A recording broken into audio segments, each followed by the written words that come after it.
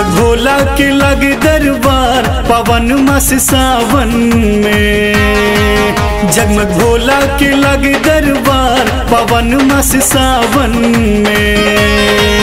बदरी सा बरसे फुहार पावन मास सावन में। जगमग भोला के लगे दरबार पावन मास सावन में।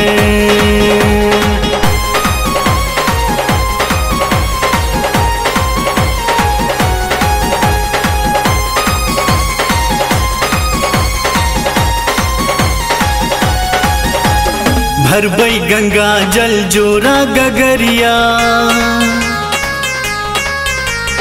जेबई कांवर लक बाबा नगरिया। भरबई गंगा जल जोरा गगरिया जेबई कांवर लक बाबा नगरिया। बोलबम के नारा लगा कर झूमत गावत जेबई रस्ता में करबे फलहार पावन मास सावन में। बदरी सा बरसे फुहार पावन मास सावन में।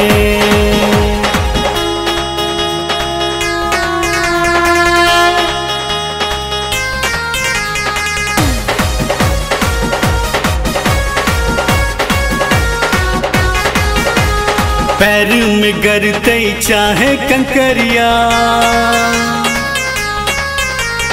भोला के नाम लक कटबै डगरिया। पैर में गरते चाहे कंकरिया भोला के नाम लक कटबै डगरिया। कान्ह से कांवर रखबै ने कखनो रौदा के हम सही लेबै। नमः शिवाय के करबै जयकार पावन मास सावन में।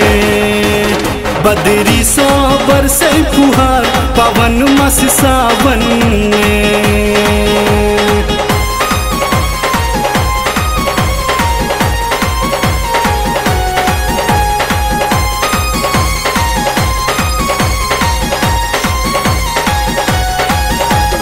जल फूल बाबा के अर्पित करबई मन माफित हम वरदान मंगबई। जल फूल बाबा के अर्पित करबई मन माफित हम वरदान मंगबई। कहबै यो दानी दर्शन दियो ने जीवन के धन्य बनेबै। अभिनस के सुनियो पुकार पावन मास सावन में।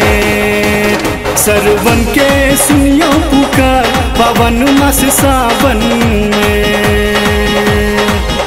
रिकॉर्डिंग बाय जय श्री रिकॉर्डिंग स्टूडियो दरभंगा।